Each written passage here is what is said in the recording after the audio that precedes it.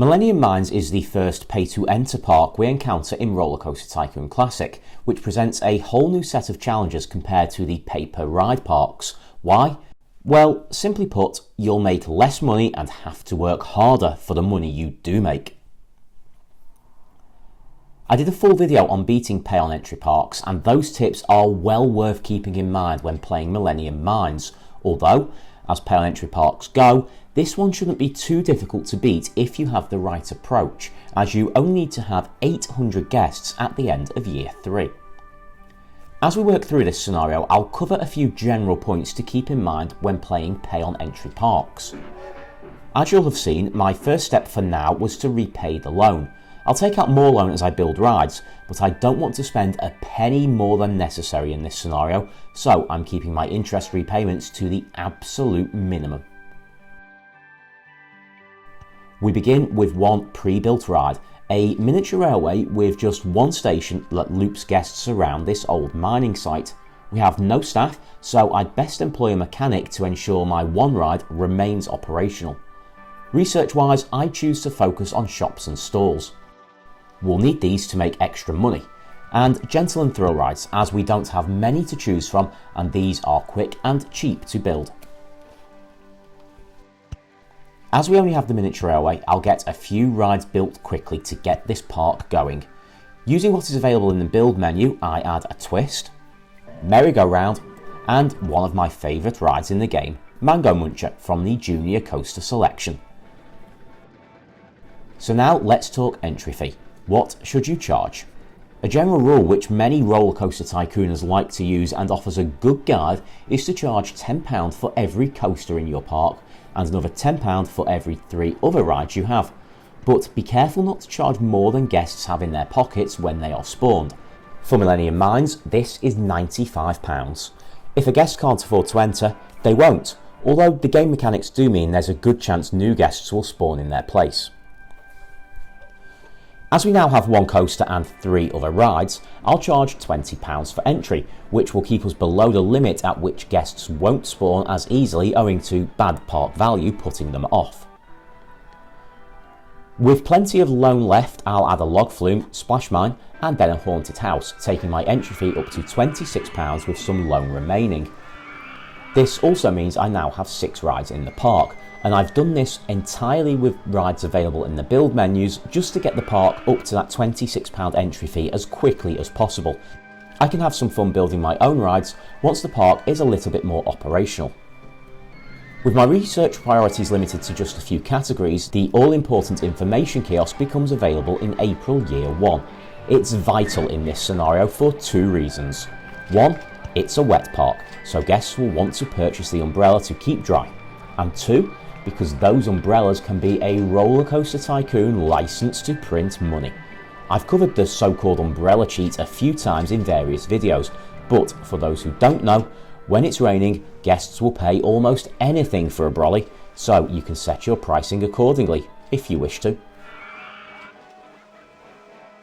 We currently only have one roller coaster in the park, the Mango Muncher Junior Coaster, so with 6 rides already in place and some loan left to spend, it's time for my first custom built ride. And in this park, it would seem just wrong not to build a mine train coaster. I'll keep construction costs in mind with this one, but I do want a proper coaster, as so far we only have the Junior Coaster. To add a bit of excitement for both rides, I'll build it close to the miniature railway. That allows the mine train coaster the chance to pass by some of that exciting mine theming. There's an underground section as well to give this ride an authentic runaway mine train feel. So here's the test ride.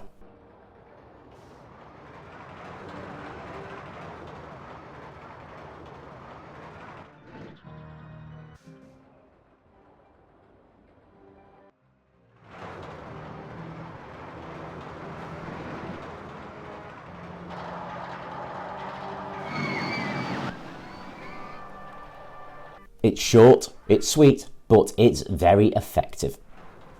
Speaking of which, I now have a spiral slide available to build for a mere £330, and the pirate ship is next out of research, so that gets added too.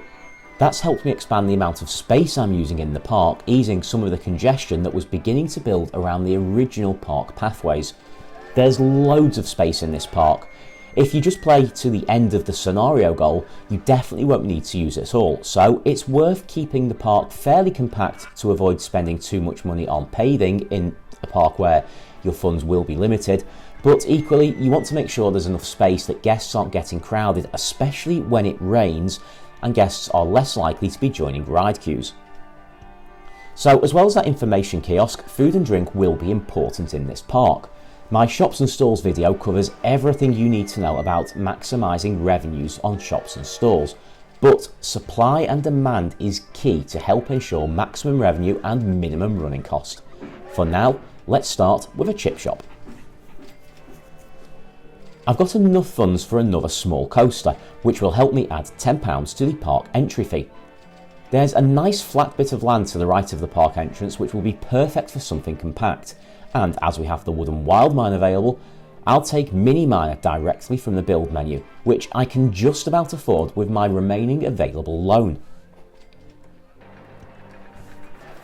Now, as guests are starting to complain about me not having any toilets, I'd best build one. A controversial one in Rollercoaster Tycoon fandoms, but I do charge for my toilets, just 10 pence to help cover the running cost. Go-karts have become available from research, and these are often popular rides. I'll build my own custom track with a full-length station.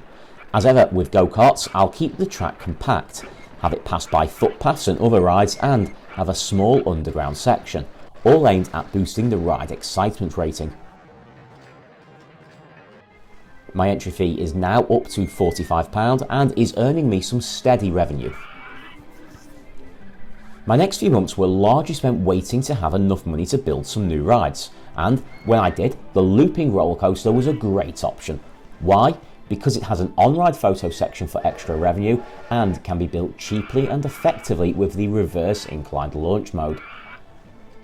A loop going through another loop is great aesthetically and for your excitement rating.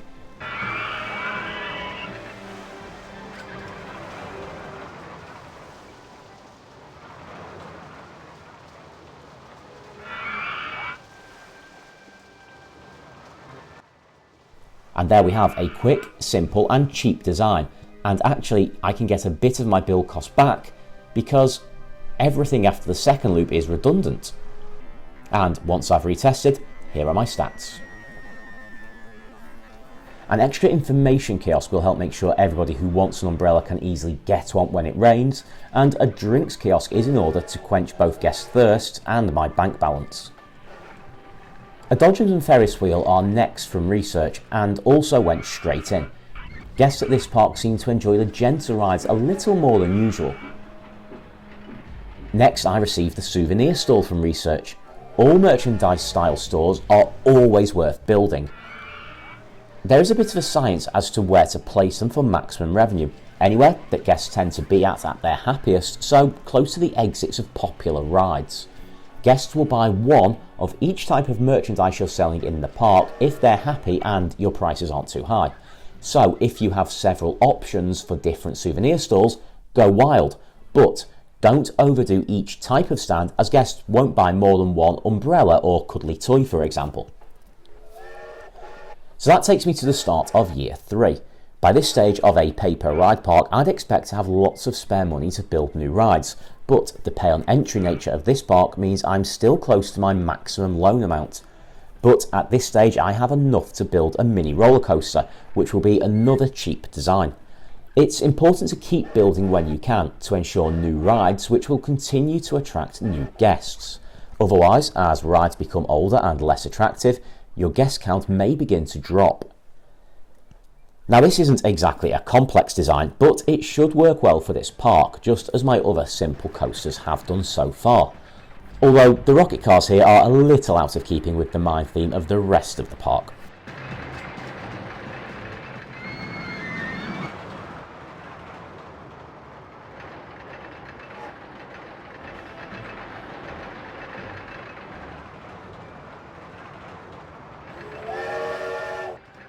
So the excitement rating has come in just below 5, but it's so close that the addition of a nearby ride queue and exit path should tip me over 5.